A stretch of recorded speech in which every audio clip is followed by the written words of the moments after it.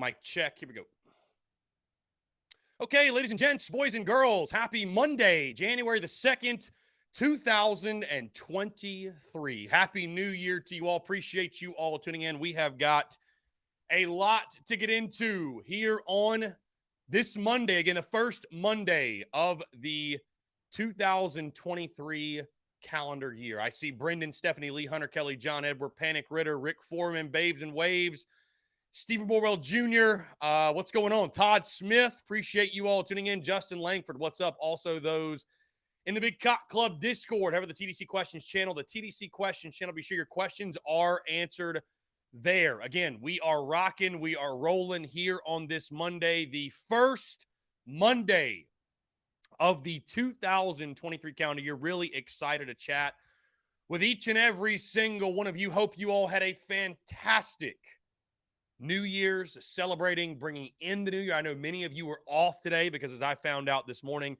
today is actually a corporate holiday, right? Today's a corporate holiday. So if you do have the day off, I hope you're enjoying it. And again, really excited to chat with each and every single one of you. Our first conversation feels like forever, right? And I do apologize to you all for the late notice last week in regards to Thursday. The plan was to have TDC on Thursday in Jacksonville. Just decided, you know what, YOLO, life is short. Let's enjoy Jacksonville. I was like, I don't know when I'm going to be back for Jax. I don't know when in the world we might be back for the Gator Bowl. So I got to enjoy downtown Jacksonville Beach a little bit on Thursday. Hung out with some great Gamecocks at the pep rally as well. And had a really, really good time. So, again, I appreciate you guys understanding our first combo, though, in almost a week. It's absolutely crazy. But it feels good to chat with each and every single one of you. And that being said, let's go ahead and take our first call on TDC of 2023. Here we go. Justin. Justin, what's up, man? How are you? Doing good. Happy New Year, Chris. Happy New Year to you, my friend. I appreciate you, and it was great to see you at the tailgate, my guy. What's going on? You too, Chris. Hey, Chris. Hey, Chris. I had a good time, Justin, man. It's good to see you still. Hey, Chris. I hate our team did not win, but it was a good game, you know.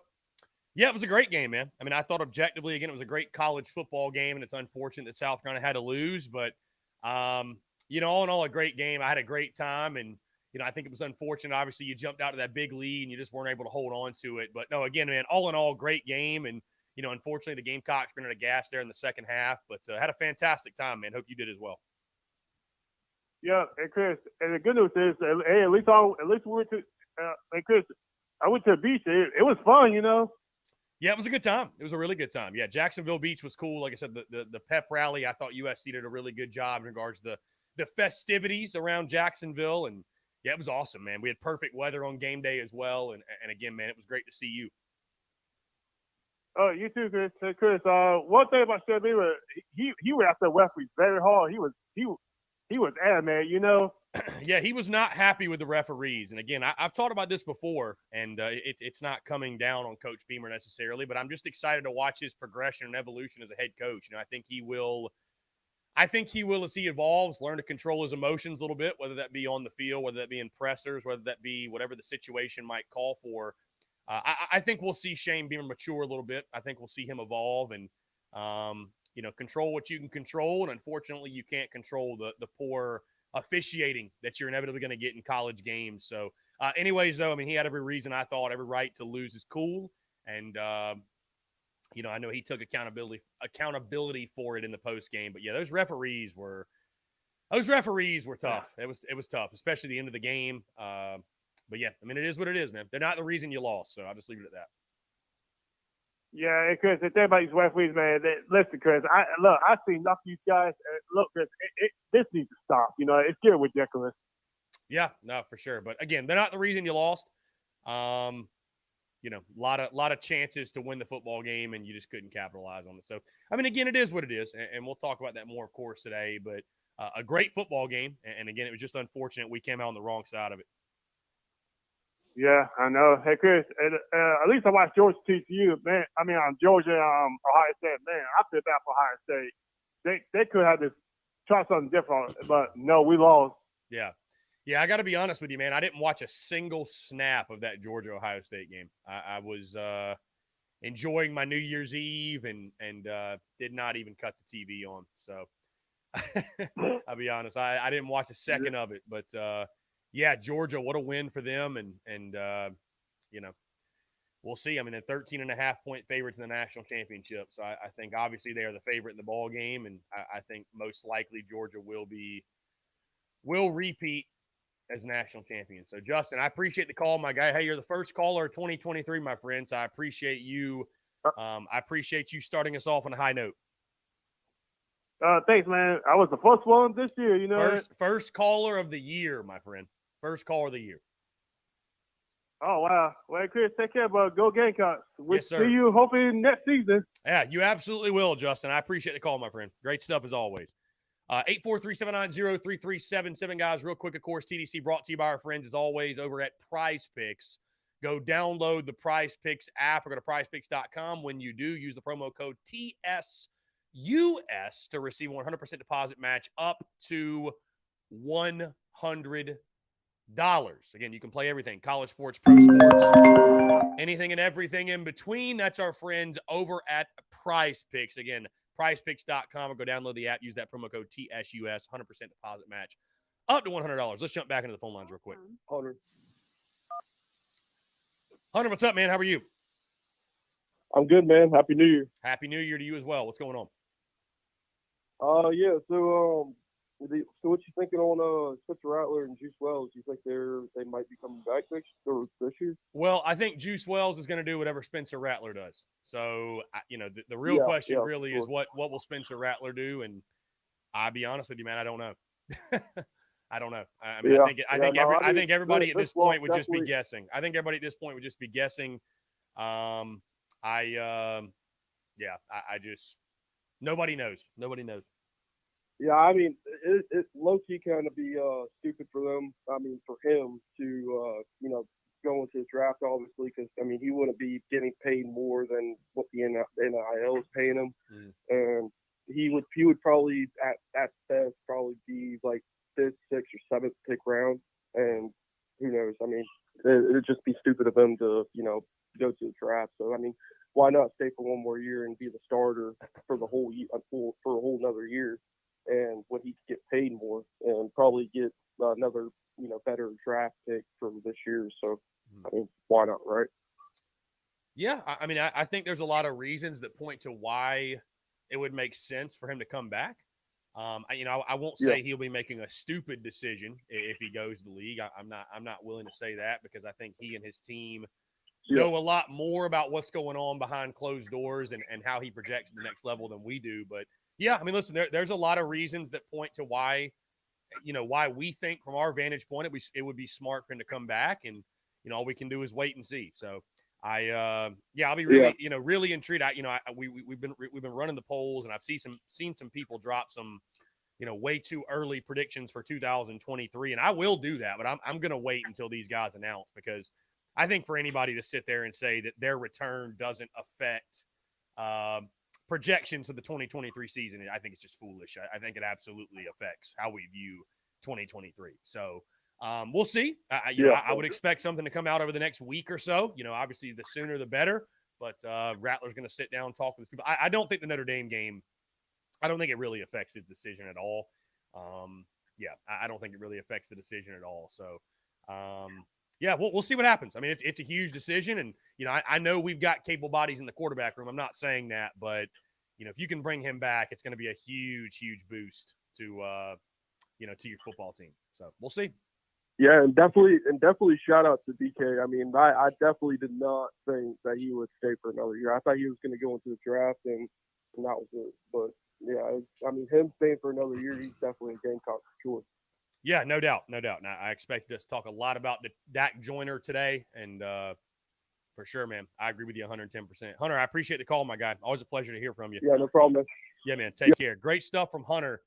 And on that note, of course, to carry on Joyner announcing his return, I tell you what, too, in a world in which we go out of our way to talk about and to highlight when guys leave and guys hit the transfer portal. And of course, I support the portal. I support NIL. I support guys bettering their own situations. I do think we need to take a moment today to recognize a guy like Gator Joyner, the level of loyalty and commitment an obvious admiration he has for the University of South Carolina to return for his 6th and final season. I think it's something we definitely need to stop and to applaud to Kerryon Joyner, because it's something you just don't see much of in college football anymore. Let's jump back to the phone lines here.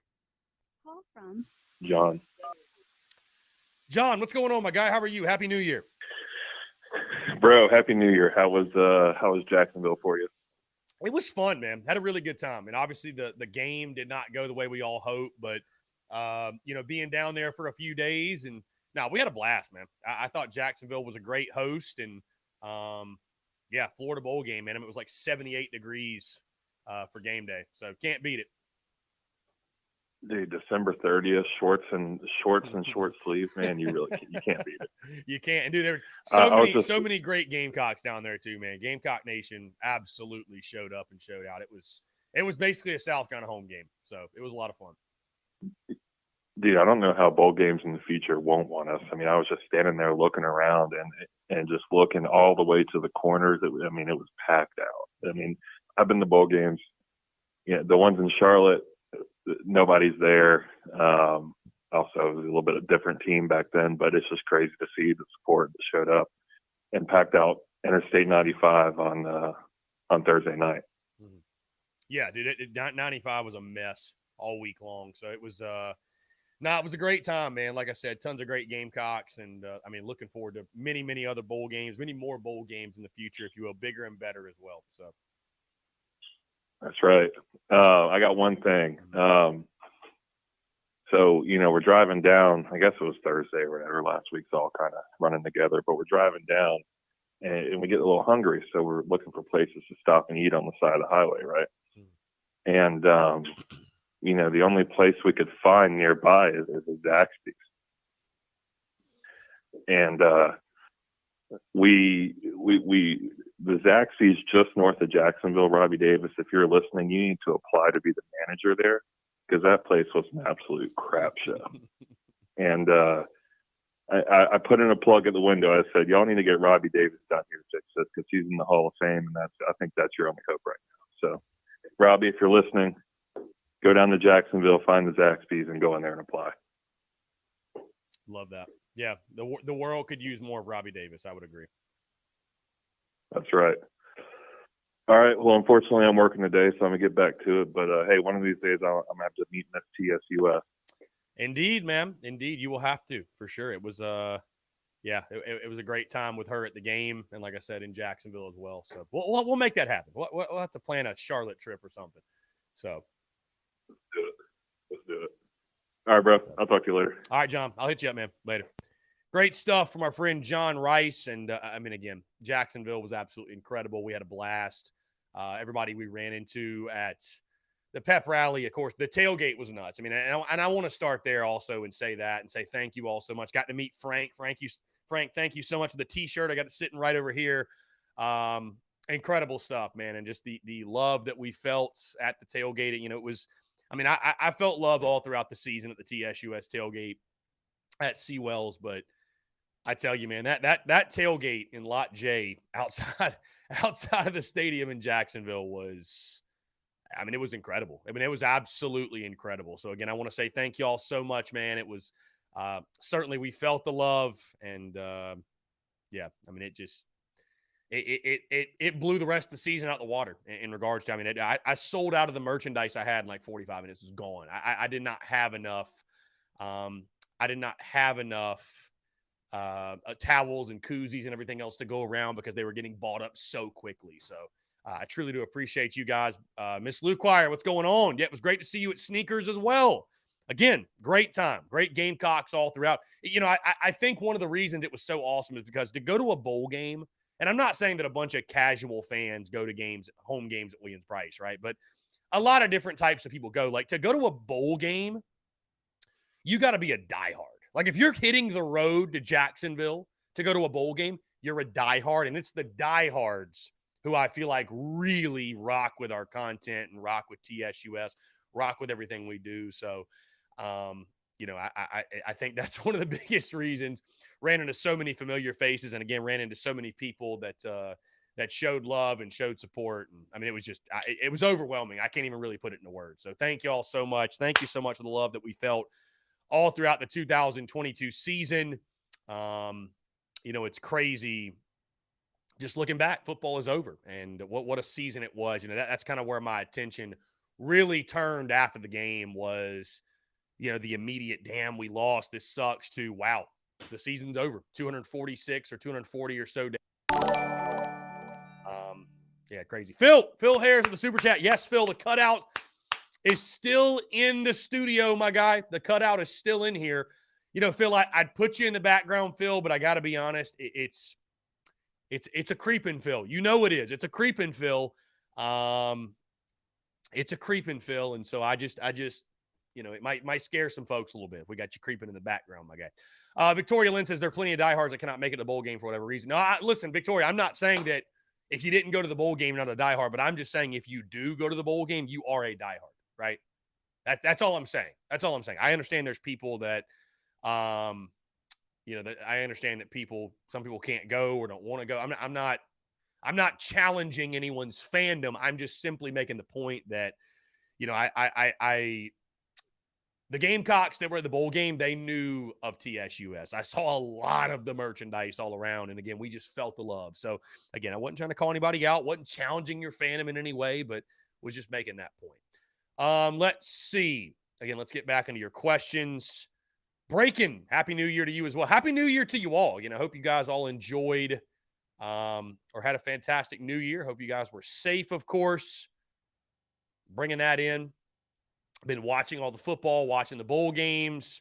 Our good friend Brennan M making the note in the TDC Questions channel. January 16th is the deadline to declare for players in regards to the NFL draft, whether they're going to go to the draft or come back. So Spencer Rattler and Juice Wells have 2 weeks. They have 2 weeks from today.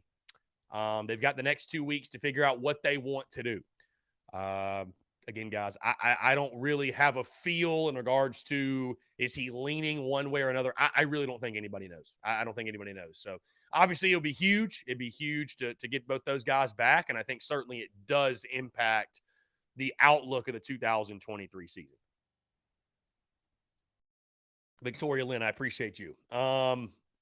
Phil, the Winter Classic at Fenway is on at 2 p.m. Eastern. Yeah, again, apparently today is a holiday, so I guess a lot of folks are chilling at home. They're off watching football. I think Mississippi State is playing right now, honoring the Pirate RIP Mike Leach. Really, really cool what they're doing in regards to honoring him. Yeah, I don't know who's playing in the Winter Classic today. I don't know. Let's see. Panic Ritter says at least Clemson lost. Indeed. Lynn Turner says Dak Joyner sets the standard for loyalty and team culture. And yeah, Lynn, absolutely. I mean, like I said, like I said earlier, in a world where we always, of course, we make note of when guys hit the portal or pursue an IL, and that's all great. It definitely should be highlighted to carry on Joyner's loyalty and commitment to USC. Let's jump back to the phone lines here. Robbie Davis, Zaxby's Hall of Famer. To accept. Robbie, what's going on, my friend? How are you? I'm doing pretty good. How are you doing? I am doing fantastic, my friend. Appreciate you asking. Happy New Year to you. What's up? Same to you. I think for the players that we had, we played a darn good football game. It's just at the end of the day, we didn't come out on the winning side of it. But like I've said before, you have to. There's always two teams that are playing, and someone's got to win and someone's got to lose. And Friday was not a positive outcome, but I am very proud of how they fought and clawed their way back into it. Because when Notre Dame got up by 14, I got a little scared. Yeah, I mean, I thought it was a great game. I thought it was a great game and some big time plays. The 100-yard pick six, the play from Rattler to Xavier Legette that I think was the catch of the year for South Carolina, one of the best catches you'll probably see in college football. Again, I think the disappointing thing in the game was that you got up so big on them early and you could not hold on.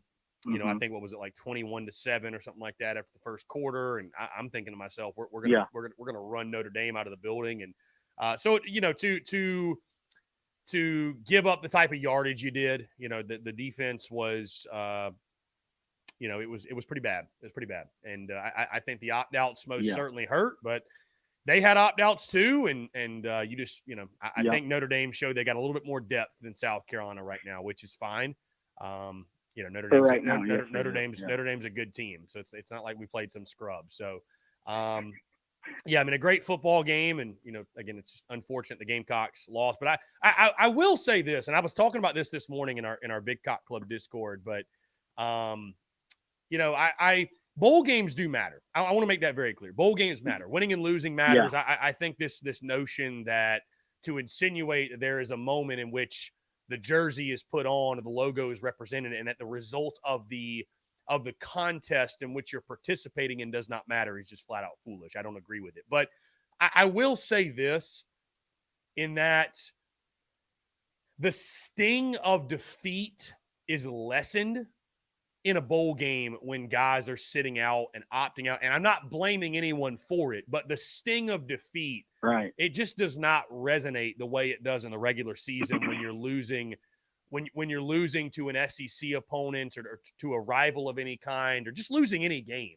I don't know. It's a weird feeling. I don't really even know how to explain it. I'm not sure if it really makes sense, but it's like winning a bowl game is incredible, right? Because you win your last game of the season, you go into the spring ball, you go into workouts, you go into fall camp, you go into SEC media days, and you got all this hype and excitement, and you're riding this wave of momentum.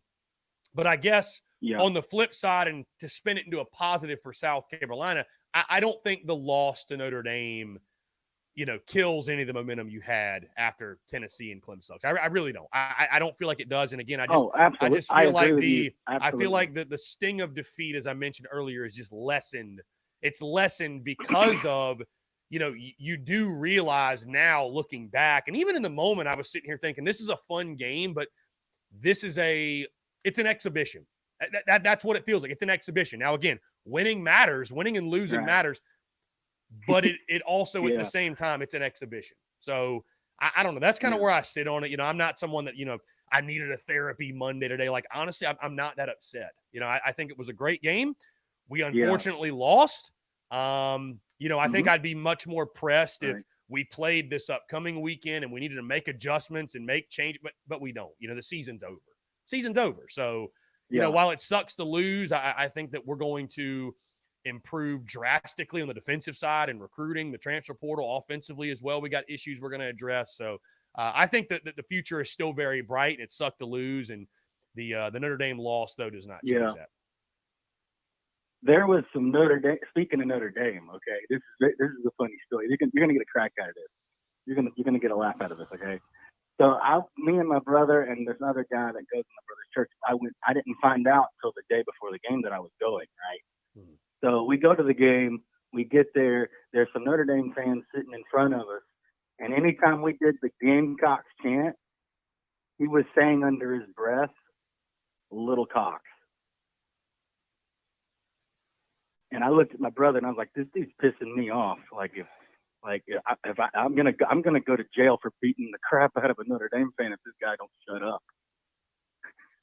But he kept doing that, right? And he at one point he was saying, like, "We're beating y'all with our like JV team," and then my brother finally was like, "All right, I'm gonna shut this dude up and put him in his place." So he explained to him that we didn't have possibly our best defensive lineman, and our two best corners didn't even play. And I told my brother, I was like, "I'm convinced that if we had those guys playing, we probably would have beaten Notre Dame's ass." Well, the problem with that statement is that we didn't, Robbie. I mean, I know we didn't. I hear you on the hypotheticals, but you know, they had opt-outs too. So it's, you know, who's to say if they had Michael Mayer and their starting quarterback, they would have whooped our ass. You know what I mean? So no, I hear you. I get what you're saying. But you know, we lost the game. I'm not going to sit here this week and play the hypotheticals of who opted out. And hey, you know what? Guys opted out. We had time to make adjustments and get other guys ready. And we didn't have Right. enough. We didn't have enough on the defensive side to get it done. Yeah. And the loss was easier for me to stomach because Clemson got their brains beat in. So our loss was easier for me to stomach. Mm-hmm. So yeah, that was nice to see. That was nice to see. It was. It was. Thank goodness. But yeah. And I really do believe, even though we had a tiny little, I guess you could call it a little setback with losing the bowl game, right?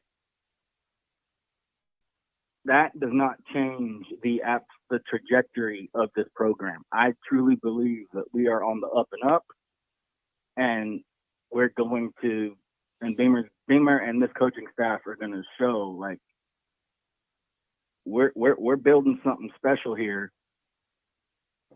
and y'all don't, and those of you that are on the outside looking in don't understand what we got, what we're building here.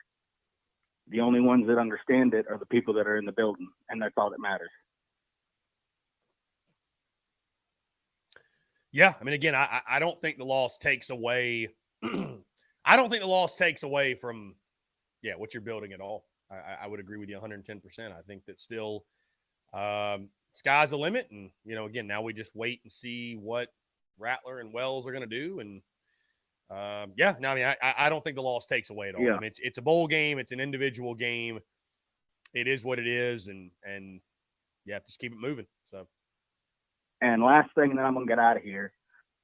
If that Zaxby's in Jacksonville needs a manager, I'm a free agent right now. Okay, we'll let them know. Yeah, sounds like they need some help. So. But if you want to go to the best Zaxby's in South Carolina, you take a trip to Roebuck.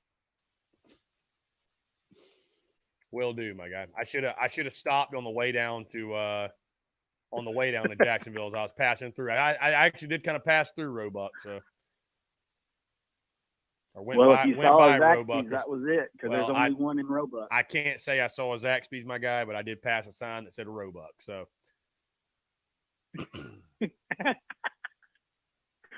But and I really do think that here's the thing, right? Yeah, we lost the bowl game, right? But we did a lot of things this year in the regular season that a lot of Gamecocks, including myself, did not think was going to happen. Okay, we beat A&M, we beat Tennessee and Clemson to end the season. And we overachieved once again when all those other people were picking us to go 6-6. Again, we overachieved. Yeah, I mean, I don't even know how anybody could debate that it wasn't a great year. I think it was a great year. Yeah. I mean, absolutely. We achieved a lot. I mean, it wasn't a perfect year by any means, but nobody expected it to be. No. So when the dust settled, I would say that there wasn't a Gamecock out there who would not have taken playing in the Gator Bowl against Notre Dame with an 8-4 record. Nobody would have turned that down. Nobody. So, absolutely. And the people that would have, and God bless them, the 10-2 folks, those people pick 10-2 every year. They do. They pick that every single year. So whatever, it is what it is. I mean, I'm not sure how much I can really help you if you can't realize that 8-4, 8-5 with the bowl loss, but an 8-win season in year 2 was a great year. It was a great year. It was. Absolutely. And don't get me wrong. Do I think at some point we can get to where we're winning 10 and 11 games a year? I think Beamer can do it. I truly do. But like I have said, and I'll say it till I'm blue in the face like a Smurf, it takes time to build a consistent winner to try to win 10 and 11 games a year. Being a coach in any sport is not easy.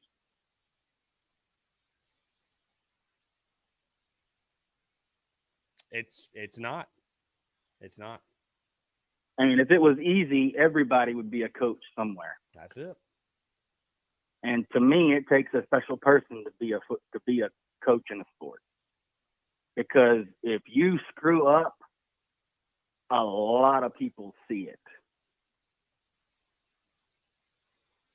Not just your fan base, but other fan bases see it too. Mm-hmm. And I told my brother as we were walking out the stadium, I was like, I'm convinced he's, like I've said also, like he's building something special, right? Mm-hmm. Now he's just got to figure out a way to talk guys into coming back, right? And be like, look, I'm building something special here, and I really want you to be a part of it. But if you decide to go pro, God bless you. And I hope you have a great NFL career if that happens for you. Mm-hmm. And with the way we've been recruiting for the last month, I'm telling you, man, he's building something special at South Carolina. I agree 110%, man. Yep. It's going to be a lot of fun. Again, we're going to wait and see what Rattler Wells do, but I think this, this 2023 season, the countdown's already on. Robbie, appreciate you calling in, my guy. Always a pleasure to chat with you. Absolutely, man. You have a safe rest of your day, and a happy new year to you and your family. Yeah, man. Happy new year to you and yours as well, my guy. I appreciate you. You're welcome. Thank you, buddy. Have a good one. Yes, sir. Take care. Appreciate it. Robbie Davis, the first Robbie Davis call of 2023. Let's see. Greg Bedinger says, I like Robbie, but Zaxby's are poorly run on this side of the state. Greg, what side of the state are you referring to, my guy? Luke RJ says, Robbie Davis spitting facts about Shane Beamer. Yeah, listen, I'm confident about Shane Beamer. Of course, I've mentioned that many times. So, yeah, I mean, I would say this. I see Hunter Kelly say I say 11-1 for the 2023 season. I just say this, guys. How can you make a projection or a prediction before we know what Spencer Rattler and Juice Wells are going to do? Like, you need to know what they're going to do. I can't make a prediction or a projection because I do think it makes a difference. I think it's a 2 to 3 win difference with or without them. I do. I think it's a 2 to 3 win difference. I think if Spencer Rattler does depart for the NFL draft, which inevitably would mean most likely Juice Wells. I mean, Juice Wells may do his own thing, but he has said multiple times he is literally waiting on Spencer Rattler to see what he does before he makes a decision. So I think again, we'll wait, we'll cross this bridge when we get to it. But if Spencer Rattler, whether he decides to come back or not, is inevitably going to change the outlook and the expectations for 2023. I see Phil's comments pump the brakes on the 11-1 stuff. I'll tell you this, Phil. You know that I'm realistic. I know you're very realistic. I mean, I would say in year 3, another 8+ win season would be a great year. I do. I think it'd be a great year. And again, we'll get into the way too early predictions once those guys make their intentions known. But I think 8+ wins year 3. I think you continue to build the program. You're building in recruiting. You're going to continue to recruit at a high level. I think absolutely that'd be a great year. So, anyways, we got plenty of time to discuss that. David Barnes says, if Rattler leaves, who is QB1 next year?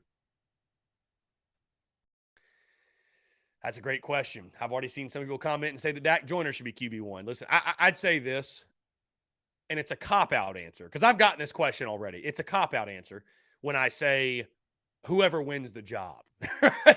Because I don't have a preference. I just want the best available player to play. Right? And I'm surprised we haven't gotten more Dak Joyner questions or Dakereon Joyner banter, because I posed this poll this morning, but what's interesting is, of course, in case you live under a rock, you already know at this point, Dakereon Joyner has announced he will be returning to Columbia for his 6th and final season. So he will be back on the Gamecocks roster.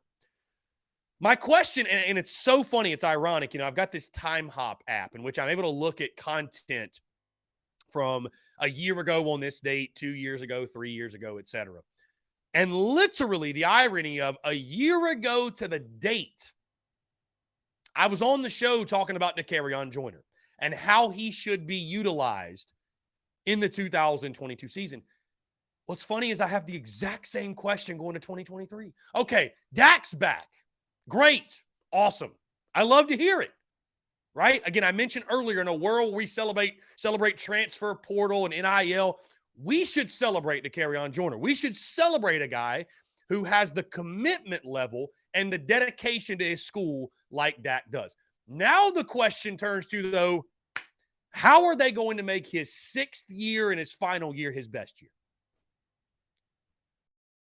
How will Dowell Loggins, Shane Beamer, Justin Stepp, et cetera, utilize his skill set? Because I've said it over and over. I said it in that clip a year ago to the date. Joyner, you may not think he's a quarterback. You may not think he's a wide receiver. You may not think he's a running back.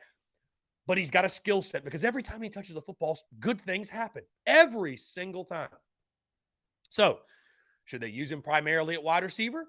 Should they throw him back in the quarterback room and let him battle to be QB1? Should he transition to running back? Should he go to a different position?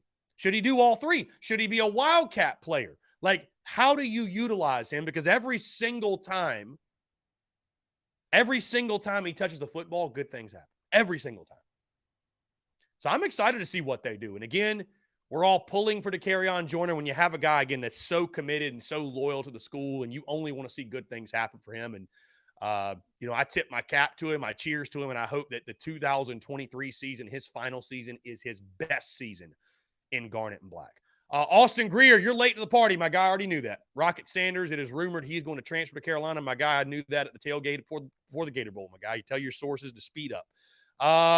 Anyways, 843-790-3377.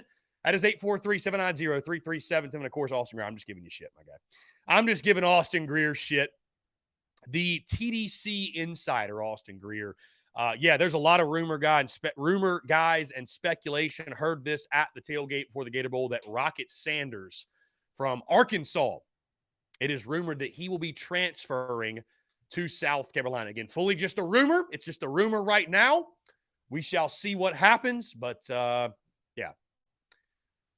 would be a huge pickup. Be a huge, and it would make a lot of sense, right? Loggins coming from Arkansas to Columbia would make a ton of sense. So, John Edwards says, "Wait, what, Chris? Rocket Sanders running back?" Yes, that's literally what I just said, John Edward. That it's rumored that he will be transferring from Arkansas to South Carolina. Again, that's just a rumor. I'm not telling you 110% it's happening, but I've heard it from multiple people that will happen. So I remember I was talking to Brian Lattimore shout out Brian Lattimore in the Big Cock Club. I said, post this in the BCC Discord. And I don't know that he did. So if he didn't, shame on him. And that's why you folks in the Big Cock Club Discord haven't heard this yet. So this is per sources season continues to roll on that apparently Rocket Sanders, there was a chance he will be coming to South Carolina. So again, don't shoot the messenger. I'm just telling you what I've heard at this point. And it's so funny too. I've seen people, or I've just heard of people on social media talking about, Chris thinks he's the number one insider. I'm like, I literally make light of the whole insider thing, the per sources thing. But, the Carolina slap dick community, they're going to slap dick, and it is what it is. So anyways, you know what I am? Number one insider over here. Number one insider. I'm telling you, Rocket Sanders comes to South Carolina. So going to make us forget about Marshawn Lloyd really, really quick. Let's see. Getting back in your questions. Phil says, DK, is everything right about college football? Bell and Lloyd, he put Lynch, but I think he meant Lloyd, are examples of what is wrong with college football. I will tell you this, Phil, as we sit here, it really is still baffling to think that Marshawn Lloyd just up and left. It is weird. It is weird because, just to give up being RB1 at an SEC school. I mean, you had it all there laid out for you. I don't know what he's chasing. I hope he finds it. I really feel for him if he got some bad advice and it didn't play out the way he had hoped. I really feel for him. I really do, because I don't see a path for him to return to Columbia. I'll just put it that way. Buck Thomas says the ceiling with Joyner is way more exciting than with Doty. Okay. Jay Smith, Happy New Year to you as well, my friend. Appreciate you. Rocket Sanders is a fantastic, it's a fantastic name also. Austin Greer, dropping all the insider info. Also guessing you heard that Rattler and Wells are going to stay. I have heard such things, Austin. I've heard they're going to leave. I've heard multiple things. So, no, Austin, of course, I was just giving you shit, my guy. The TDC insider, Austin Greer, love it. No, Austin, I'll tell you this, Austin, hey, hell of an insider. My guy, Austin, has he don't miss. Austin don't miss. Austin Greer don't miss. So, Buck Thomas, Sanders is a big physical back that can bring a new dimension to the offense. Yeah, it'd be a huge pickup. Huge pickup. Peyton Smith, realistically, if Rattler and Wells leave, how much of an impact could that potentially have on 2023? Peyton, I think it would be foolish and naive to think it did not or it would not have an impact. Yeah, I think it'd be foolish to think that it wouldn't have some sort of an impact. Yeah, no doubt. So, again, we'll cross that bridge when we get to it. We'll wait and see what they decide. But I think absolutely that that will make a difference on how we view the 2023 season. No question. Travis Allen, great to see you in Jacksonville as well, my friend. Appreciate you. Again, it was absolutely incredible, man. I appreciate everybody that came up and showed love. Everybody that showed love at the tailgate. Had an absolute blast hanging out with you guys. So, David says, who are you most excited about from the current recruiting class? That comes from the TDC Questions channel, the Big Cock Club Discord. Most excited about in recruiting? I'm excited about all the defensive linemen, the edge guys. Desmond Yu, really pumped for him. Really the line of scrimmage guys on both sides. I'm really excited to see them. Here we go. Let's jump to the phone lines. Frank. Frank, what's going on, my man? Great to meet you, by the way, in Jacksonville, and hope you had a Happy New Year. What's up? Same to you. Happy New Year, my friend. Right as I'm getting the words out of my head about how we need a one-yard rusher, you happen to mention Rocket Sanders. So, for your lips to God's ears. So find out what happens there. Yeah, absolutely. Great time down there. I tell you what, the fans showed up. The fans did what they were supposed to do. So a little disappointing in the performance, but it was a great time in Jacksonville. Yeah, that was a great game. Like you mentioned, man, Gamecock Nation. I mean, just that was a South kind of home game for sure. So it was an absolute blast watching it with everybody. And yeah, wasn't the result we wanted, but I had a great time. Yeah, I was just thinking too. I was watching some of these elite programs, like you play for Nick Saban and Kirby Smart. Like one of his famous sayings is, "If you want to improve your football stock, you have to play football." And I think that's a sign of an elite player. And me, I'm not against the NIL or against the portal, but just we're gonna have to get some of these guys to commit to play for the school. Like that's why I think Joyner is just he should be a example of what should be done in the future. I'm hoping Spencer stays. I have a feeling he will, but this whole opting out thing is just crushing programs. Especially at our level, where we're like above middle of the road, trying to scrape our way to 10 wins. Next thing you know, we got one tight end, Nate, who I thought it was going to be his day of days, and then 4 spectacular plays, and then he gets hurt. So that was kind of. Yeah, that was unfortunate, especially with how thin we were at tight end. So, but I mean, it's transfer portal, NIL. It's all the the realities of college football. We just got to deal with it, and we took our best available, and they took their best available, and unfortunately, their best was better than our best. So it is what it is. Again, I don't think it I don't think it takes anything away from the momentum that South Carolina football has, and again, I look back on it was a great game. It was a great game. So, if we'd have lost 45-7, it'd have been one thing. But I feel fine here on this Monday, and just excited to see now who else we pick up through the portal, through recruiting, and the countdown to 2023 has begun. Right. I mean, look, we were playing a great brand, Notre Dame. We're driving to the end of the game to maybe try to win it. So it's not like we were blown out. We just fell short a little bit. We had guys playing on both sides of the ball in 2022 in the SEC. I mean, that's like high school stuff. That's how depleted we were. And I thought they played, like they said, with their balls out. So congratulations to them guys. And Happy New Year to you. Just a quick hello. And you have a great one. Frank, was great to meet you, my friend. I appreciate you. You're an absolute legend. Take care. Same to you. Bye. Yeah, man. Thanks. Awesome stuff. Yeah, again, was able to meet Frank at the tailgate, and what a guy. What a legend he is. Guys, we're going to go ahead and jump into our first break. Do not judge me. I have not fixed the countdown video, so the Carolina Ale House stuff is still on there. I will be getting that fixed today, by the way. Before anybody says anything, just let you know. I know. Anyways, on that note, we're going to jump into our first break, but on the other side, I want to continue to hear from you, more of your questions, your comments, your calls, and more. You're tuned in to the Daily Crow.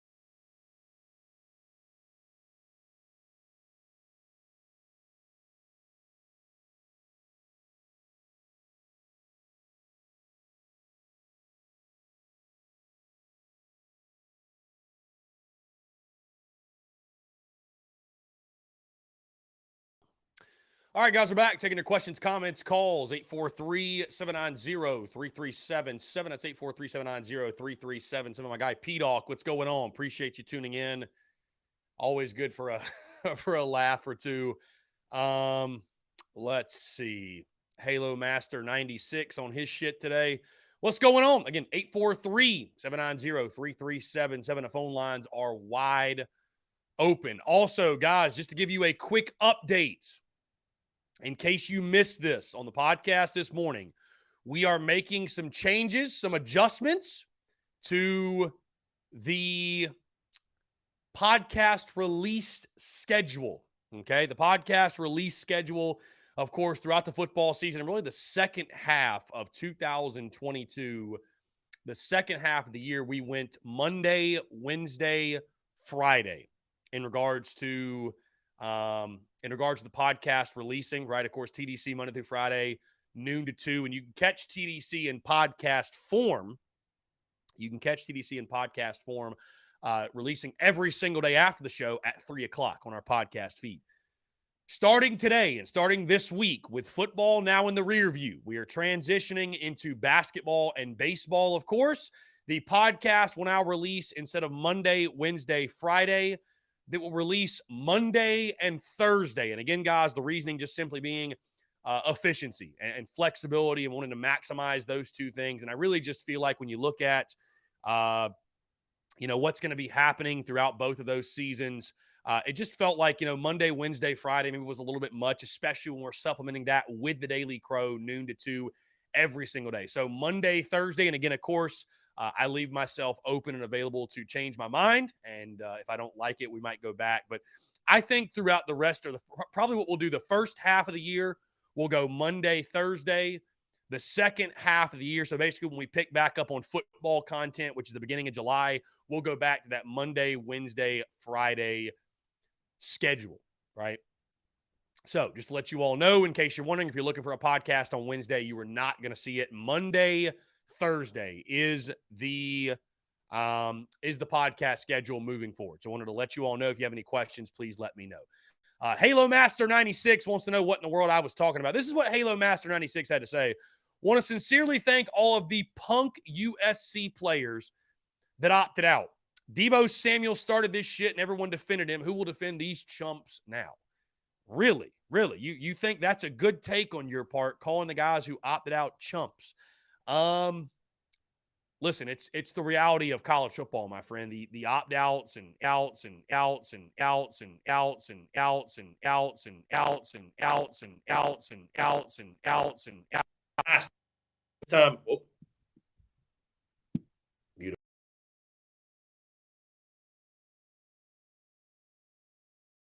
Okay, the Halo Master 96 hackers got after us. But again, back to his comment, I talked about this at this time last week in regards to, there are guys that have aspirations and dreams of playing in the NFL, and they are told, hey, you got this workout on January the 3rd, January the 2nd, whatever date. You have to be 110% healthy. If you're not, so who do you blame? Do you blame the player? Do you blame the NFL? Do you blame these scouts? Do you blame these workouts?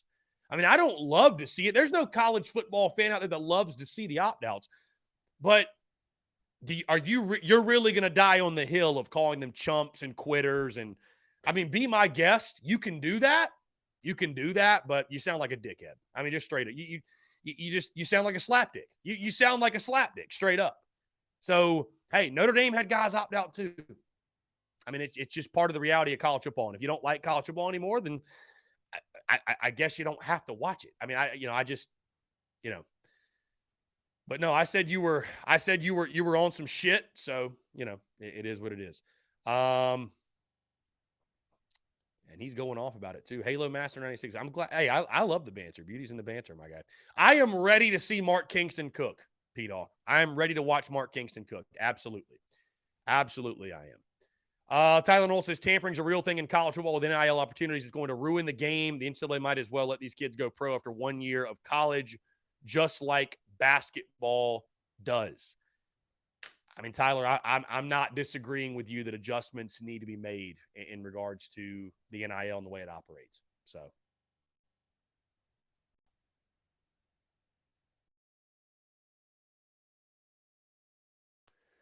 Let's see.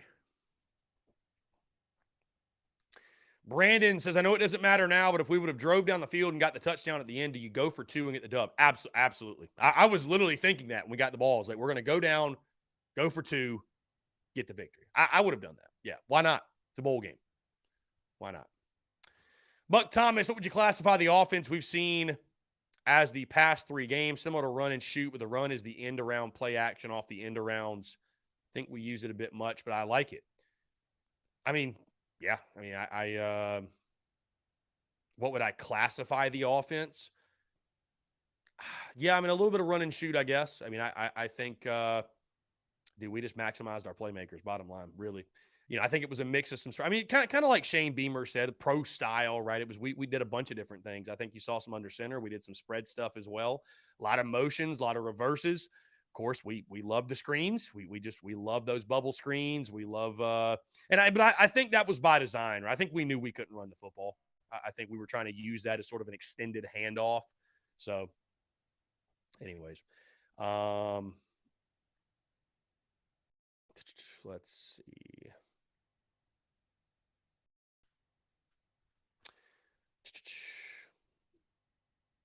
Halo Master 96, Happy New Year to you as well, my guy.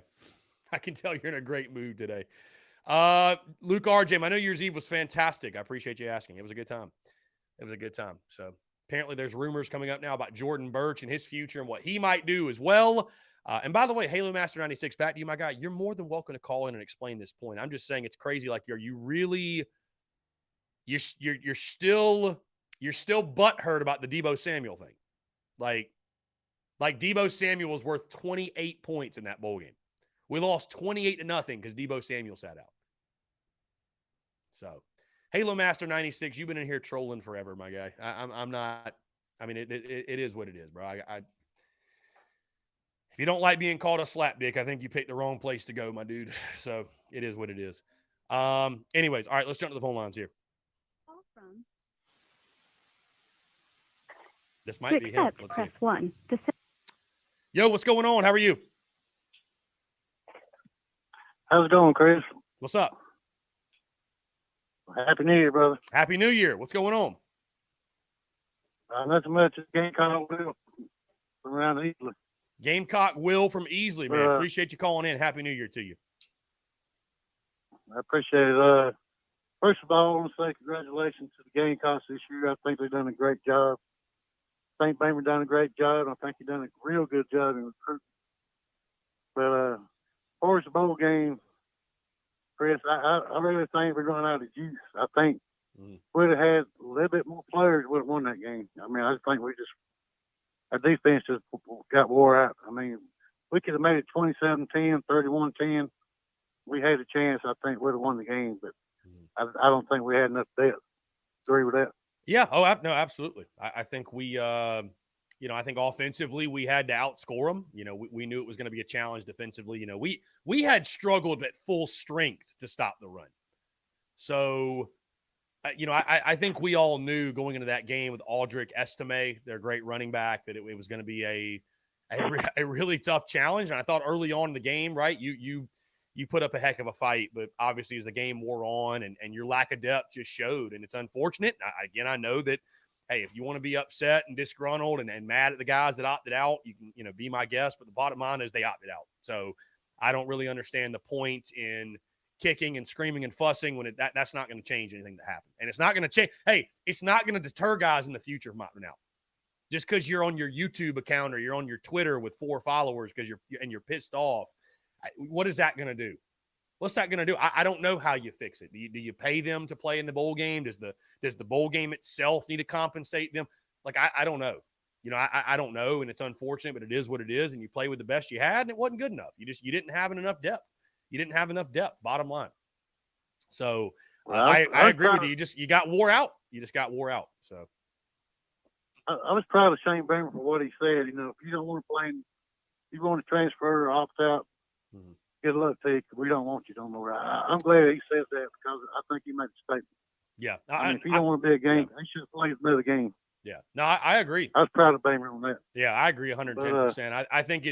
I just think it's a weird vibe, man. If you're entering the portal and you're making it very clear that I'm not going to be here next year. I don't want to be here. Like, why should you get to play in the bowl game? Right. You know, they just. But as far as you heard anything? I know you got the inside track more than us, but you heard anything about where Rattler and Wells is leaning? Because I think if Rattler comes back, Wells is going to come back. I think Rattler leaves, Wells is going to leave. That's how I feel about it. Well, I mean, Wells has made it. Wells has made it very clear that he is waiting to see what Spencer Rattler does. I mean, unless he's just saying that to say that, which I don't think is the case. Again, he's made it clear multiple times that I'm waiting to see what my quarterback does. I'll tell you, Will, I don't have a feel on it one way or the other. I'm not sure what they're thinking. Spencer Rattler this morning posted something about Gamecock NIL and the Garnet Trust. Does that mean, he's coming back? I think we're all trying to read between the lines with something like that, but I don't know that there's really any real indication of what he's going to do. So I think it's just one of those things, man. We got to be patient and sit back and wait, and hopefully we get some good news very, very soon. Well, I'm proud of DK Joyner. I'm glad he's coming back. I think if Rattler don't come back, I want him as my quarterback. I mean, I love Doty and everything, but I just think Joyner will be a better quarterback than Doty. I just think he can run the ball. He's more athletic. I mean, we know what he can do. I just feel like if Rattler don't come back, you think Joyner should be quarterback, or you think should give Doty a chance, or play both of them, or what? Gamecock will. I want whoever wins the starting job to be the quarterback. I don't have a preference. So you know what? If and I know that's a cop-out answer. I understand it is. But my point being is this. If Shane Beamer and company, if Spencer Rattler, let's say tomorrow, let's say today, he makes the announcement, I'm headed to the NFL. If Shane Beamer and company look at the roster and they say, because here's what they got to do first. Here's what they have to do first. They got to move DeCarrion Joyner to quarterback full-time because he's a receiver. DeCarrion Joyner right now is a wide receiver. So if they make the decision, we're going to move him to quarterback. We're going to let all these guys compete for the job in spring ball throughout the summer, throughout fall camp, however long it takes. And if they come together as a coaching staff, at Dowell Loggins, they all come together and say, DeCarrion Joyner has won the starting job. He gives us the absolute best chance to win football games. Then I say, let's get it. Dak 2023. If Luke Doty does that, if Lenora Sellers does that, Tanner Bailey, Braden Davis, bro, I don't have a preference. I just want to win. I don't care who it is. Again, I know that's a cop-out answer, but that's how I feel. So, yes, I think DeCarrion Joyner, every time he touches the football, good things happen. He started one game at quarterback at Carolina, and it was one of the most memorable games, probably the most memorable game of the Shane Beamer era, or again, one of the most memorable to this point, that Mayo Bowl. So, if Shane Beamer, if he comes out and says we are fully confident, 110% he gives us the best chance to win, we're rolling with DeCarrion Joyner, hey, I won't bat an eye. Cool. I'm game. I love it. I'll love having his athleticism at QB, and we'll see what he can do. But he's got to get moved to quarterback first. He's got to even be in the mix. He's not even in the mix because he's a wide receiver. Like, he needs to be taking reps at QB if that's going to happen. I guess you're right about that. I got one more question. How many running backs do you think we need to get? And I think we need a power running back too. I mean, I think we need another 225, 30-pound running back along with maybe another running back or two. Do you agree with that? And I take it off there, and y'all have a good day. Gamecock will. I appreciate it. Shout out to Easley, South Carolina. A lot of great Gamecocks here in the upstate. But, I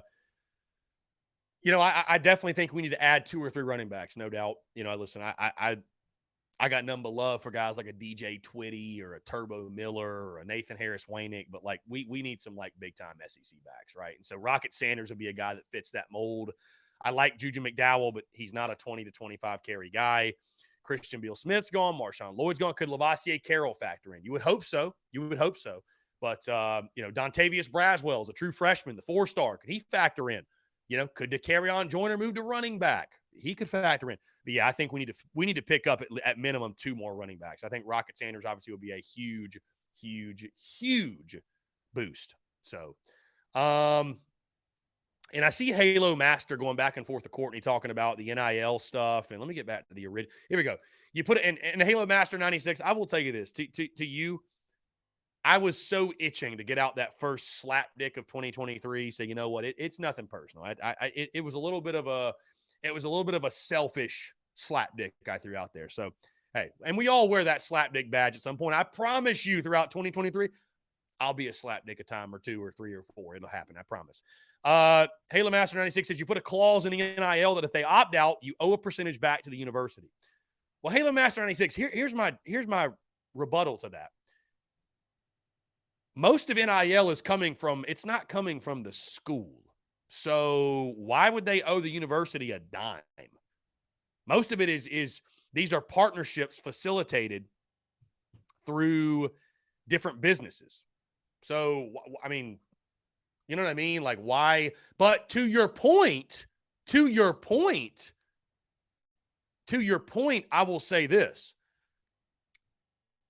The issue with NIL, and this is coming from the small business owner perspective, is that in no other walk of life or business do you have an exchanging of money or, a deal in place without some sort of, some sort of contract where, hey, this is what I'm getting. This is what I'm giving.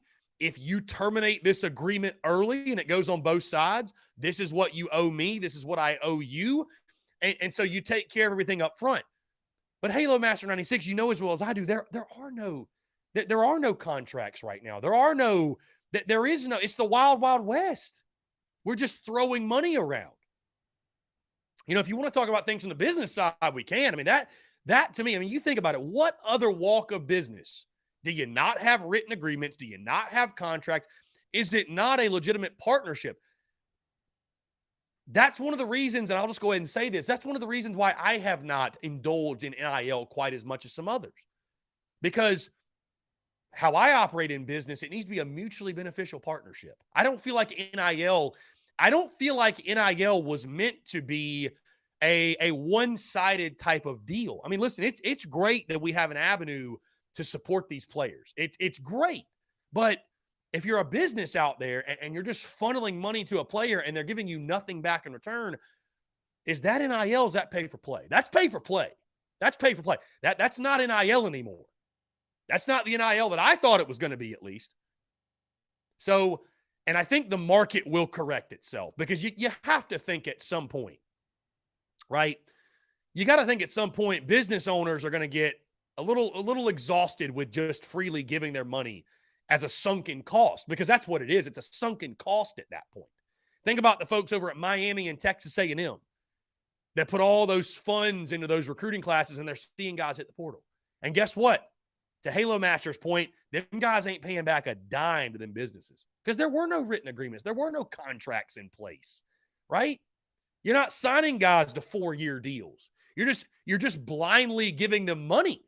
So there needs to be an agreement. I agree with you. There needs to be some sort of written agreement, a contract in place. If we're going to be exchanging funds, if money's going to be changing hands, I need to know what I'm getting. I need to know for how long I'm getting it. And you'll also, in turn, know what you're getting. Just like any other form of business, any other partnership you execute on. So NIL's got a long way to go. It does. There's going to be a lot of evolution, I think. Now, when you're talking Garnet Trust, you're talking Carolina Rise, and that maybe is a little bit different. I'm just speaking from my perspective and my vantage point. But you're not going to owe the university anything because it's really not. I mean, most of the time, it's not the university, I feel like, that these deals are going through. You know what I mean? But it'll correct itself. I do think it'll course correct. And I think also those in charge that are much smarter than I am, in much higher positions than they need to take action. They need to get out ahead of this. It just, you think about it, no other walk of life, no other, form of business do you just blindly roll out some new initiative and say, all right, we'll figure it out as we go. We got no plan. We got no regulations. We got no contracts. Just figure it out. When would you ever do that? When would you ever do that? Anyways, let's see. Getting back into your questions, your comments, guys. Of course, phone lines open 843-790-3377. Jeff says, I saw someone suggested to move to Joyner to running back. What do you think about that? I would like to see him use his Debo or in the Debo type role. I'd love to see it. I mean, why not? Again, I know it's a cop-out answer. Somebody said earlier, miss me with the coach speak bullshit. And I'm really not trying to be coach speak. But here's the thing. If you are someone, I'm speaking to Luke RJ, I'm speaking to anybody else out there who is a Joyner stan. If you, in your heart of hearts, believe Joyner should be the starting quarterback in 2023 if Spencer Rattler leaves, okay? The first thing that has to happen, Joyner has to get moved to quarterback. Your battle is not with me.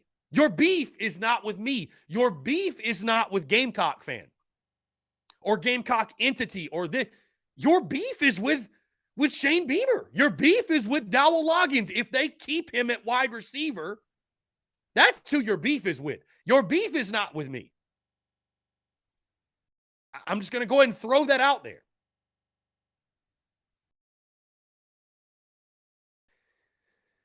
So, again, I am excited to see Joyner back in Garnet and Black. I am very pumped. And, again, in a world in which we highlight when someone enters the transfer portal, we highlight when someone takes NIL. And I think those things are great things, and we should highlight those things because they matter. But with that being said, in a world in which we highlight those things, we should also take a moment to highlight when a guy like Joyner decides to use his final year and come back. And when a player like Joyner, when you have a player that has that level of commitment, that level of loyalty, again, it should be applauded. I mean, it should absolutely be applauded. Joyner is everything that's right with college football. He is. He's everything that's right about college football. He's, when you talk about why you love college football and things that make you like college football more than the pro game or any other game, it's because of players like Joyner. It really is. It's because of players like DK that have this undying and relentless commitment and loyalty to their school. But if we're talking the football side of things, we want to transition. All right. Now, how does DK factor in the football side of things? It's a whole different combo. That's a whole different combo and one that I think could probably carry us throughout the entire preseason. Joyner is the single most or one of the most polarizing players on this South Carolina roster. He absolutely is. He absolutely is. And again, as I mentioned earlier, I just say he's back. He's back for his final year. How are you going to ensure that 2023 is his best season? How are they going to utilize him? Is it at quarterback? Is it at running back? Is it at receiver? God forbid they move him to defense. I don't think that would happen, but I'm just throwing out some options out there. And again, if you're someone that believes that Joyner should be this team's starting quarterback if Spencer Rattler departs, well, guys, they've got to move him to quarterback first. They got to make him a full-time quarterback. That has to happen first. Because right now, he's a wide receiver. That's how he's listed on the roster. That's how he's listed on the depth chart. I ain't never heard of a wide receiver being a team starting quarterback. Have you? Never heard of that. So he needs to move back to being quarterback. Will they? I don't know. I'll be very intrigued to see how Dowell Loggins and how this offensive staff, how they choose to utilize him this year. So, anyways, Luke RJ says Chris is getting fired up. Man, it's 2023, man. I'm excited. We should all be. Got a brand new year, man. 365 opportunities to get after it. We love that.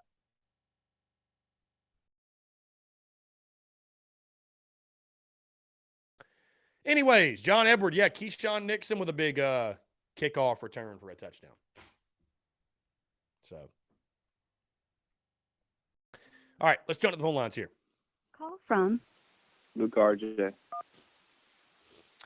Luke RJ, what's going on, my friend? Happy New Year to you. What's up? Hey, Happy New Year to you, man. Get a little bit and just talk about what you're saying.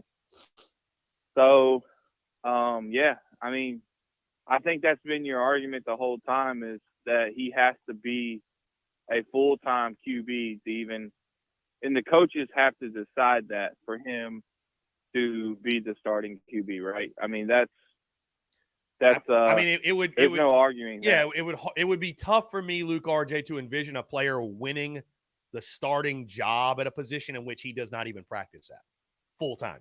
You know, Right. I mean, Right. yeah. Yeah. So about that though, like I think on the flip side, like people who say that he should be the starting quarterback think he has the capability, 100% capability of playing in that role and doing a good job. So whether or not the coaches decide to do that is kind of the things that people push. You know, it's like they think he can be a full-time SEC starting QB and do well, right? Right. You know, just your thoughts on that. Yeah, I mean, and I would say this, Luke RJ, to your point. If you're going to counter that, I mean, we've seen Joyner start one game at QB, and up until the Tennessee game this past year, it was the best offensive performance by far we had seen in the Shane Beamer era. So, you know, listen, I could point to different things. He's too small. He doesn't throw the ball well enough. You know, I could point to does he I think that's the biggest question. Does he throw it well enough on a week in, week out basis to win in the SEC? I don't know. But you'll never know until he actually plays. I mean, you'll never know. You'll never know. So, but I think there's also reasons, there's many more reasons to believe why it could work, right? His athleticism, and whenever he touches the football, man, we know he just makes plays. There's some guys that when the lights cut on and they get the ball in their hands, they turn into a different human being. They turn into a different player, right? I mean, I don't know what type of practice player he is. I'm not saying he's not a good practice player, but some guys, when them lights cut on, they get into a different zone. Maybe he's one of those guys. I don't know. I don't know. Yeah. But, I mean, at the end of the day. I'll say this. Yeah, go ahead. Well, the thing that people see about Joyner is when he's back there in the pocket and he's running around and scrambling, you can see that he is literally trying to get the ball downfield to somebody. Mm-hmm. Like he is looking when he's moving around down there, scrambling. It's not always just, to run with the football, but he also knows when to put his head down and get that first down when it's only 3 or 4 yards or is there some open space. So that, I think that's what makes him special is if the plays, aren't executed perfectly, when things break down, it's like backyard football. He's going to find somebody back there moving around, and that's what makes him special. But to your point, we'll never know at this level if he can do it. If they don't put him at QB, let him get all the reps and have a QB battle. And but then at the same time, like if he doesn't win the battle, does he go back to wide receiver so he can get on the field? Yeah, and you know this, obviously, Luke RJ, because we've had this conversation a lot. Also, my point to you is this. Let's say that Spencer Rattler doesn't come back.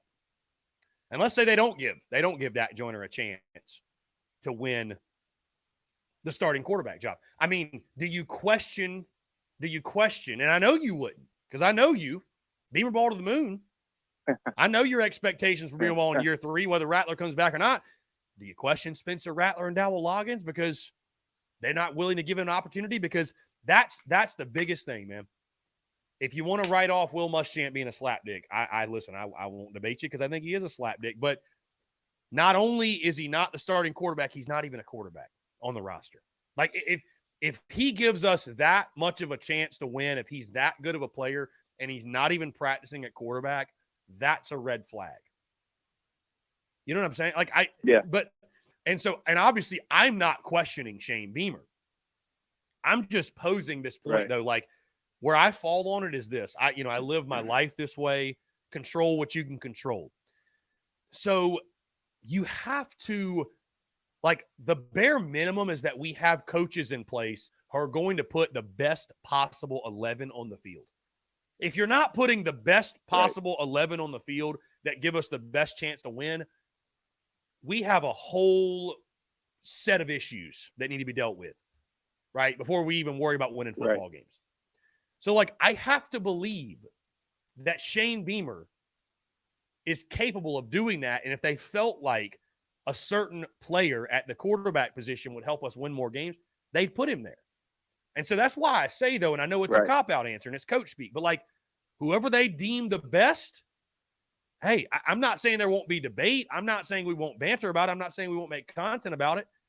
But if you can't even trust your head coach to start the best available player at quarterback, then what are we doing? You know what I mean? Like, do we have the right coach in place? I mean, that's and again, I'm just talking kind of hypothetically, if you will, because I know we have the right coach in place. Right. But you know, Exactly. if because if Rattler comes back, this is a moot point. It's just completely moot. Yeah. But I will say, Right. and I said this all throughout the summer last year, that, you know, he may not be an elite quarterback. He may not be an elite receiver or elite running back, but Dak Joyner's got a skill set. Every time he touches the ball, good things happen. I would love for them to continue to find creative ways to get in the ball. I think he's a fantastic, and I don't say this disrespectfully, I think he's a fantastic wildcat quarterback, you know, a gadget type quarterback who can do a bunch of different things, keep a defense on their heels. He can change up the pace of a game, right? Give a defensive coordinator something else to think about. Like, there's a lot of value he provides to this football team.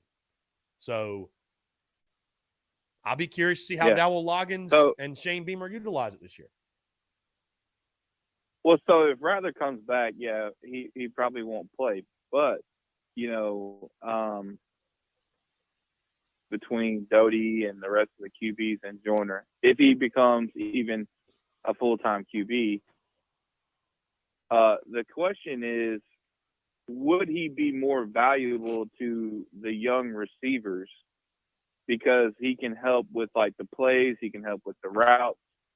You know, it's just, you know, where can he help other players on the team, on the roster? Because, you know, old guys, like, they help the young guys and with the plays and you know, leading the right way and stuff. So, you know, where is he going to get the most value to help the team? Yeah. Maybe not on the field as much, but just as, like, you know, in the locker room and stuff. But so I wanted to get past that. I think we covered everything there is to say about that. Yeah. I had a question about the opt-outs in the bowl game and, like, the depth. You know, how many players did we really have out in the bowl game just on defense? Because we had Edmond and we had Pitkins on the D-line, and then Cam, and then Rush, right? Was it just 4? And, well, Devontae Reed was also out at safety. Of course, we already knew RJ Roderick had opted out. So, I mean, if you want to count him, you don't really have to. Yeah, I mean, outside of that, that's pretty much it. Yeah. Yeah. Maybe, I don't know if we're missing one or not. I think it's right, but yeah, I mean, having the 2 DBs out probably hurt a little bit. I mean, we weren't at full strength, and it did seem like they got their running game going at the end of the game, and we just couldn't stop them. But my point, I was thinking about this. It felt like maybe that they weren't running the ball earlier in the game is because they were behind so much. Yeah. So, I mean, I know we didn't have a lot of depth, like, you know, on defense, but those 4 players that were out, I don't know if that affected the end of the game. As I know we were outmanned a little bit, you know, not our full roster, but those 4 or 5 players, I'm not sure, like, the opt-out thing was that big of a deal. Maybe they were just running the ball late in the game because they had the lead, and, you know, they were throwing earlier in the game because they were behind.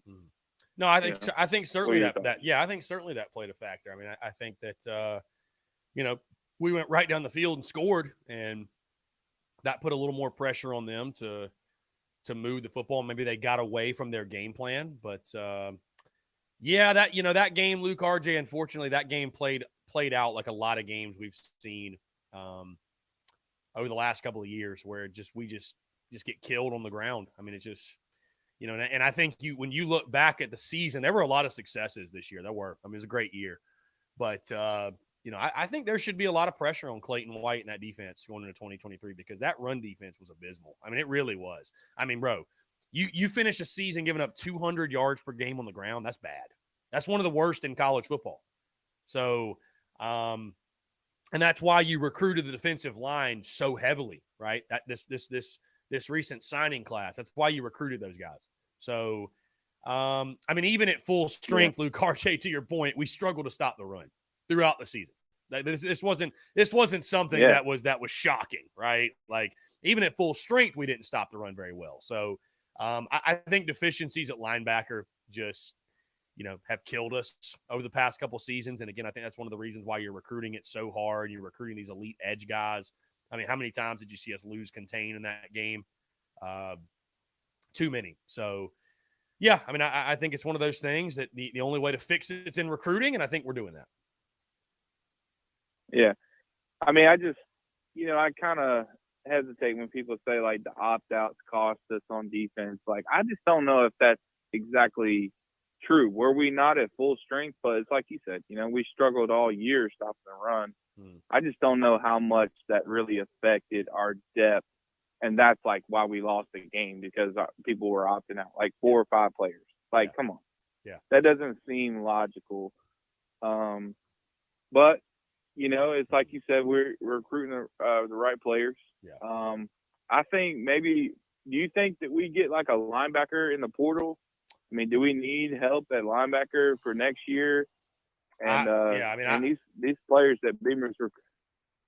No, yeah, I was just going to say that I don't know exactly who they're targeting in the portal, but yeah, listen, the more the merrier. If you can add some good players out of the portal, and certainly the linebacker position, a position that's been a position of need, it feels like forever. Yeah, I think you take them. I think I don't think there's any question. I think you take them. So. Yeah. Yeah, well, Beamer's recruiting the right guys. I hope to see a lot of those 2023 players play as true freshmen. Maybe like a, you know, player like a DQ Smith or Nick Eman, you know, somebody like that step up and play as a true freshman. That's what we need. And because those players were good this year, you know. And, I mean, that would be important. And see that early, you know, just getting people on the field as early as possible. That shows that they have the talent to play right away. I mean, that's a big deal, you know. Yeah. Indeed. Luke RJ, great stuff, man. Always a pleasure to chat with you. And I know we will chat many, many more times throughout this 2023 calendar year, my guy. I appreciate you as always. Absolutely, Chris. Beamer ball to the moon. To the moon, indeed. Take care, my guy. All right, later. Great stuff. Luke RJ, always a fantastic conversation with him. Guys, we're going to jump into a quick break. On the other side, I want to continue to hear from you. More of your questions, comments, calls, and more. You're tuned in to the Daily Crow.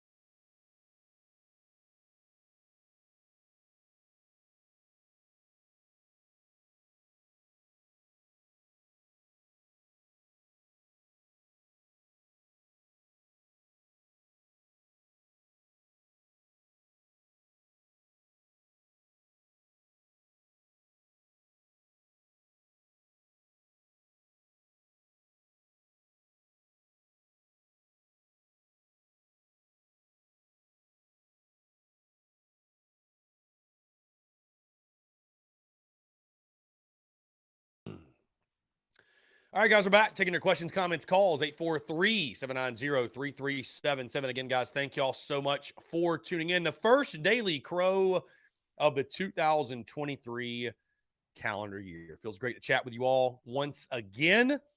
We had a question here earlier from Jeff Gullidge. Who's our current defensive line coach? That would be Jimmy Lindsey, my guy, Jimmy Lindsey. So Jimmy Lindsey, the defensive line coach. He and Clayton White certainly will have the task going into next season, fixing the South Carolina rushing defense. Let's see. I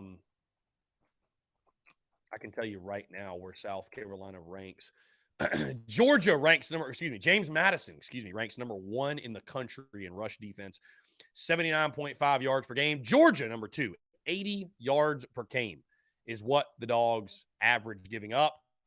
South Carolina, 117th in college football, 198 yards per game.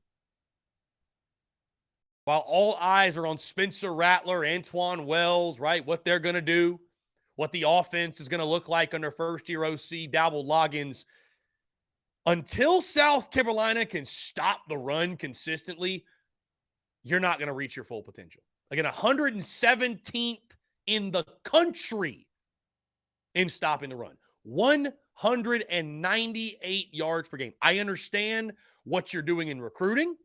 I understand why Shane Beamer and company have put such an emphasis on getting elite level players on the defensive front, because you're not going to win many games giving up 198 yards per game on the ground.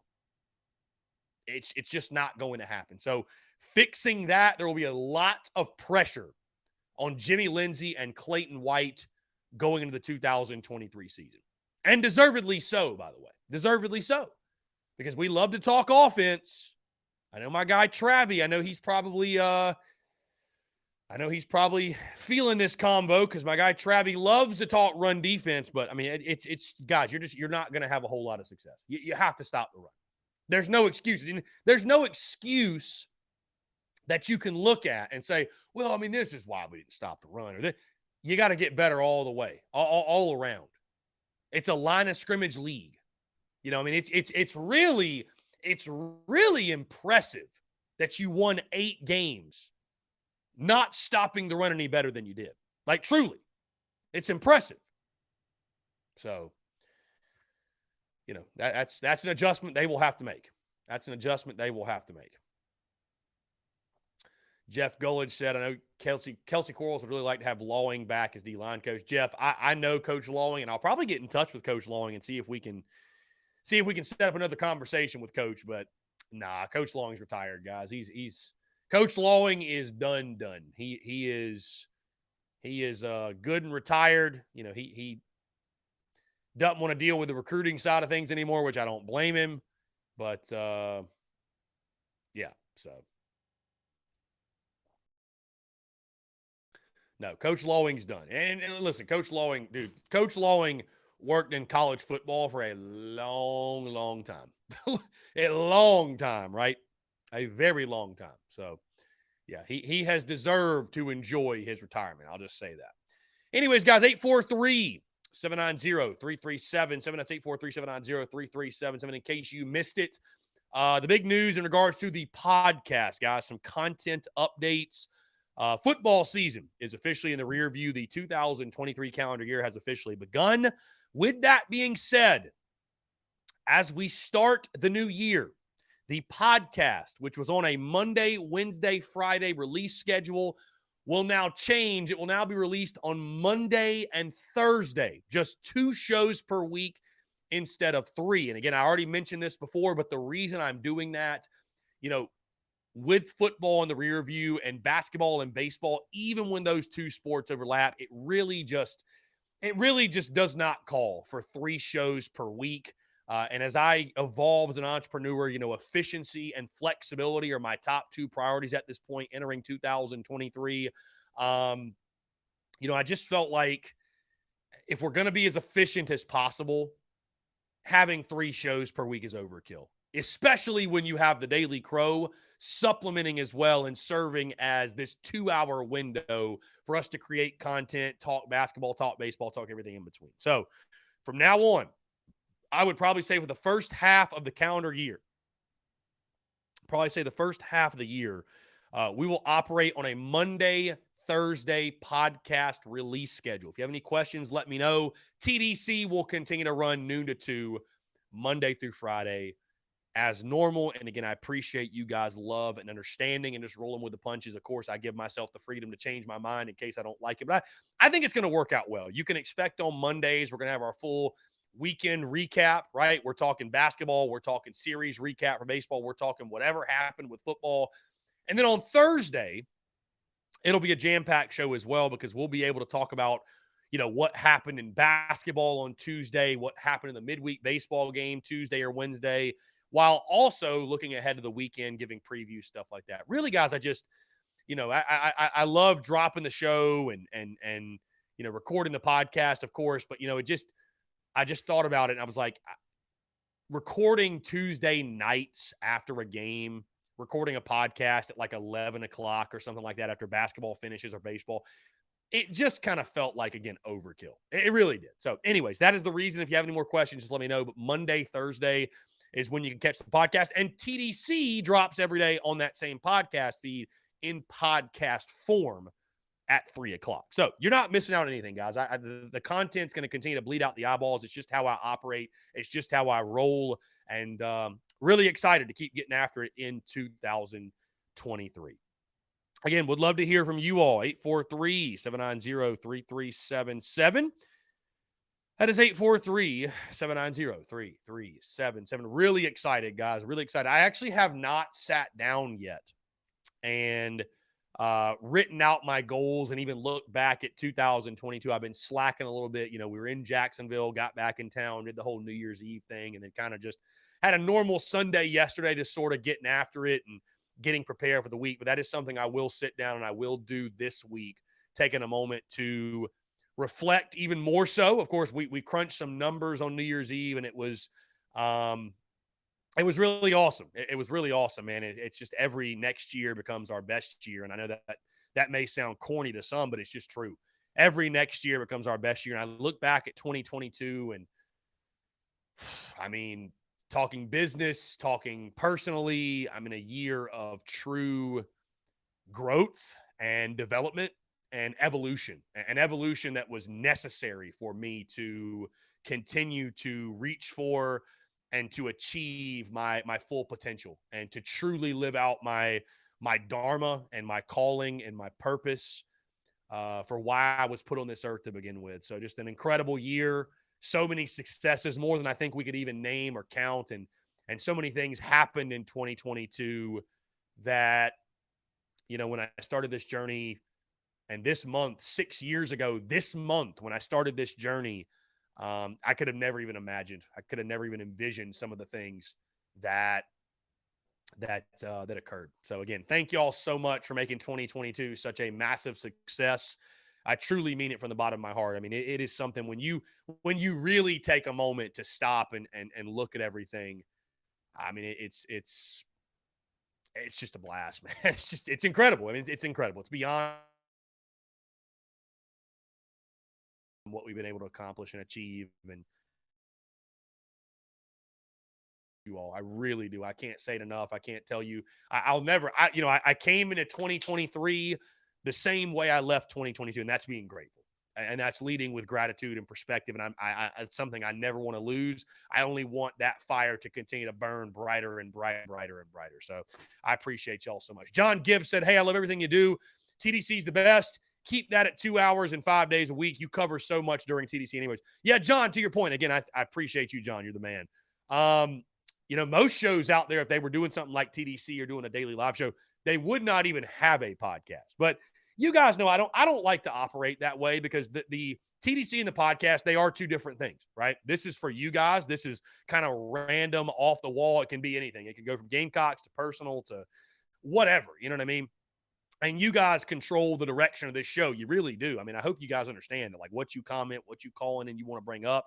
If there's something you want to hear me discuss specifically, you control the rants here. I mean, you really do. So, and that's the beauty of this show is the open-ended banter that this show provides. The podcast more so, of course, guys, is a little bit more structured. I'm able to get to certain points and things I want to discuss and preview games and do all that uninterrupted. So it's a little bit different, right? It's a different dynamic, different vibe. I don't, never say never, but I don't think I'm at a place, I know at least right now, where I want to, get rid of the podcast side of things and just specifically make the audio version of our content TDC. I mean, I could do that for sure. I don't think anybody would even bat an eye, but I like having the podcast as a separate entity because that's how I view it. I think it's completely different. So again, John, I appreciate you. I appreciate everybody, your love and support. And I know you guys rock with us. And, I make sure, because I really do care about you guys' feedback, but I know I probably tell you guys so many things where you're like, Chris, we're going to watch, we're going to consume either way. Like, you don't have to explain to us. But I like keeping you guys in the know.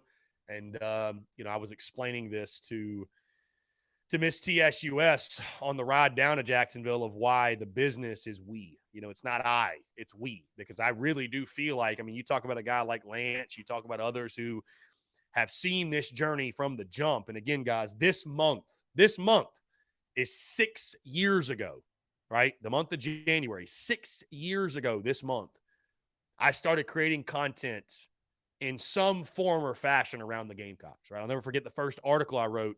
It was Hamza flips, Jemiah sticks. And it was an article about recruiting Hamza Nazardine or whatever his name was that went to Florida State. Right, he flipped to FSU, and then we got Jemiah Williams, which was a huge, huge signing and a huge pickup at that time. And so, from there, the rest is sort of history, if you will. But it's crazy. It's crazy to look back and I really try to keep that attitude, that day one mindset. Like I really believe in a day one mindset. And this was actually something I heard Terry Crews say. Yes, the actor Terry Crews, the White Chicks actor Terry Crews, but I've actually got his book and I listened to him on a podcast and he talks about just keeping the day one mindset, right? You never allow the ego to take over and allow yourself to get comfortable, and not in a negative way, right? Because I think it's important to celebrate victories big and small and enjoy the fruits of your labor. That's something I'm going to push myself to do even more in 2023 because, I've been in this hustler mindset ever since 2017. And I continue to be in a hustler mindset, but I also want to take time to, again, take advantage of flexibility and take advantage of being able to be efficient and do different things and go different places. But, when you have that day one mindset, you never allow the ego to take over. You never allow yourself to get overly comfortable and rest on your laurels and I like to keep the day one mindset, what I do in business, because I think back to 6 years ago this month to just writing that article or just putting out a tweet and the joy and the happiness that brought me, that I was like, you know what? I don't care if this benefits one person positively. I have won. I have won. I have won. Right. And I'm able to voice my opinion about my favorite team, even if nobody reads it. That brings me joy and happiness, that I am able to get my creative juices flowing and put value out in the universe. And, going into this year now, 2023, and everything we've accomplished and where we sit, that day one mindset, that's an attitude that I try to keep a part of my existence, my being, my present moment, is that of, again, relentless gratitude and relentless perspective and, never forgetting where we started and where we've come from and, using that only as fuel to the fire for where we are going. So, guys, that being said, we're going to jump into one more break. On the other side, I want to continue to hear from you, more of your questions, your comments, your calls, and more. You're tuned in to the Daily Crow.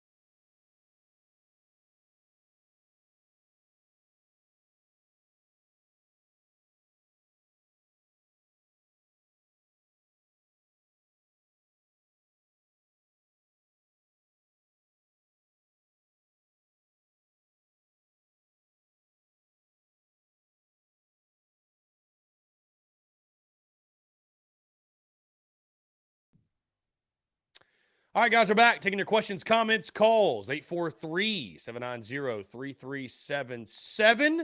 Tylenol brings up your good buddy Brad Crawford has tweeted that his draft guys have said Spence is an early day 2 pick that will pay him $1.3 million a year. If that's the case, it's hard to imagine he's back next year. And, guys, I don't think Brad would mind me saying this, that I just texted him about that and said I was surprised that that's where he would be projected to be picked.